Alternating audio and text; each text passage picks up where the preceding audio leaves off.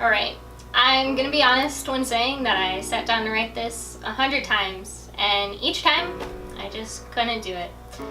How was I going to put into words all of the emotions, all of the lessons that I've learned, and all of the memories that I've made over the past 6 years of my FFA career?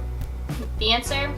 I couldn't, because there are no words meaningful enough to describe my FFA experiences. So instead of talking about a word that really doesn't mean much, or reciting all of the smiles, tears, hugs, and amazing memories that I could never recreate, I'm going to tell you about some of the most important lessons I've learned in the FFA. Number 1, say yes. I learned this from my high school FFA advisor who never learned how to say no herself. When it comes to the FFAs, she said, always say yes, because everything is an opportunity.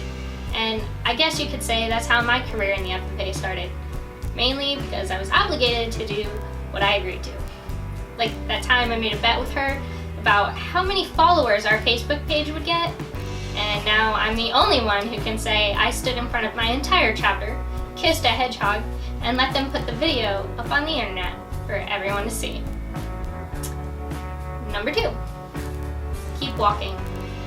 I know firsthand how difficult this can be if you're in nylons and heels and have been walking around convention all day. But you gotta keep going no matter what. No matter how many blisters those shoes have given you, because you never know what you're going to find, and it will all be worth it in the end. Trust me, there was this moment not too long ago, about a year ago actually, when I was called on stage as a second-year state officer. And that was great, but next to my name they put the word secretary for second year in a row, and I'm willing to admit that wasn't my first choice. Needless to say, I was disappointed in myself and not sure what I did wrong to deserve the awful feeling of people thinking I'm not good enough. Because I knew I was good enough, but I guess it didn't show. Moving forward, I thought about all the people that I have ever seen quit because they didn't get what they wanted. And then I realized they didn't work to get anything either.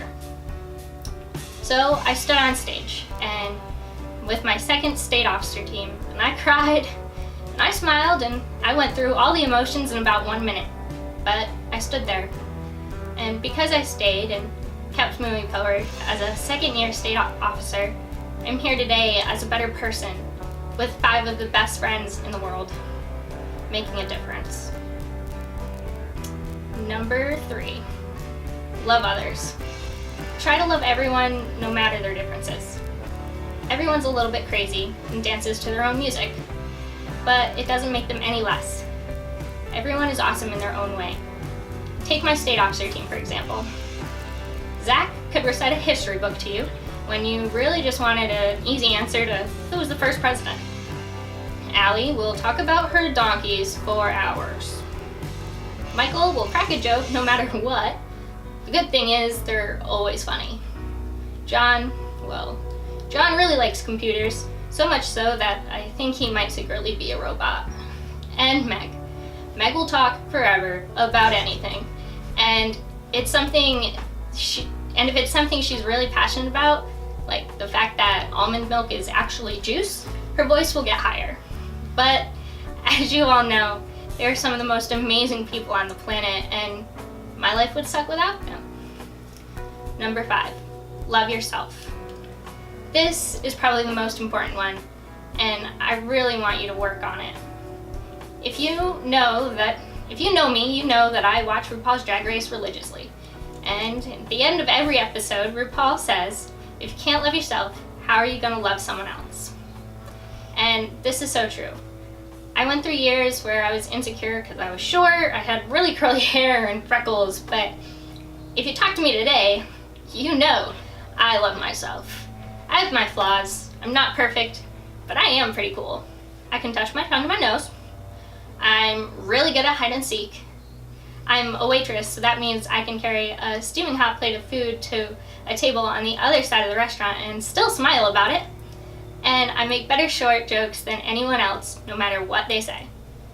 And, of course, I was in the FFA. Not only that, I was given the opportunity to serve as your state FFA secretary for 2 years in a row, and I could not be more grateful. I could say so much more, but what I really want to say is thank you. Thank you to the FFA and the wonderful people in it that have shaped me into the person that I am today. Thank you for making me laugh, jump with joy, stress me out sometimes, and even make me cry. I cherish every second of my FFA career, and none of it would have been possible without all of you.